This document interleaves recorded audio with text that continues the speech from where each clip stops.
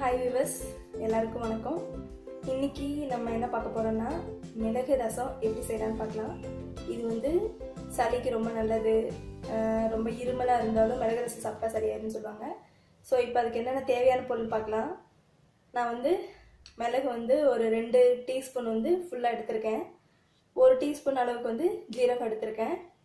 கொஞ்சமாக மஞ்சத்தூள், ஒரு வந்து வரமிளகா, ஒரு 7 பல்லு பூண்டு எடுத்துக்கலாம். கருவேப்பிலை நம்ம தாளிக்கிறதுக்கு. நான் வந்து புளி வந்து ஒரு எலுமிச்சம்பழம் அளவுக்கு எடுத்து ஊற வச்சுருக்கேன். வாங்க எப்படி செய்கிறதுன்னு பார்க்கலாம். இப்போ வந்து ஜார் எடுத்துக்கோங்க. அதில் வந்து நம்ம எடுத்து வச்சுருக்க ஜீரகம், மிளகு, ஒரு வரமிளகா, 7 பல்லு பூண்டு.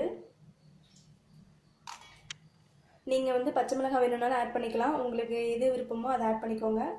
இல்லை உங்களுக்கு கருவேப்பிலை வந்து போடணுன்னாலும் போட்டுக்கலாம். நான் வந்து இப்போ ஆட் பண்ணிக்கிறேன். இல்லை எங்கள் வீட்டில் சாப்பிட மாட்டாங்க அப்படின்னா இந்த மாதிரி அரைச்சி கொடுத்துருங்க. ஏன்னா நம்ம போட்டிருக்கதே அவங்களுக்கு தெரியாது. கருவேப்பிலையும் நம்ம அரைக்கும் போது வந்துட்டு யாரும் எடுத்து வைக்க மாட்டாங்க. வாங்க இப்போ வந்து அரைச்சி எடுத்துடலாம்.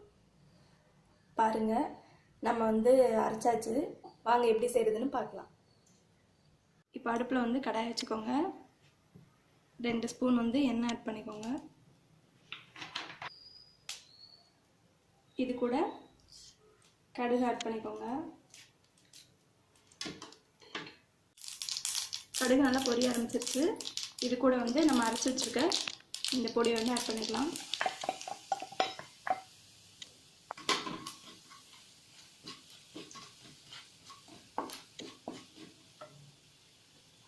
இது கூட கருவேப்பிலையும் ஆட் பண்ணிக்கலாம். இப்போ நம்ம வந்து புளிக்கரைசல் வந்து ஆட் பண்ணிடலாம். ஆல்ரெடி நான் வந்து கரைச்சி வச்சுருக்கேன். ஸோ இப்போ ஆட் பண்ண போகிறேன்.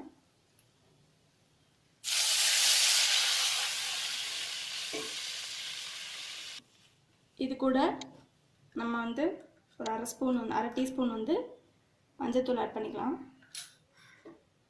நம்ம வந்து தேவையான அளவு உப்பும் லைட்டாக வந்து பெருங்காயமும் ஆட் பண்ணிக்கலாம்.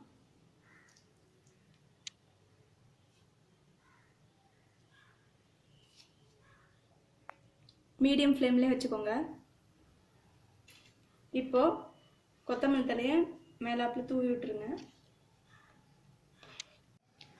இப்போ வந்து ரசம் வந்து லைட்டாக வந்து நுரக்கட்டி கொதிக்க ஆரம்பித்த உடனே நம்ம இறக்கிடலாம்.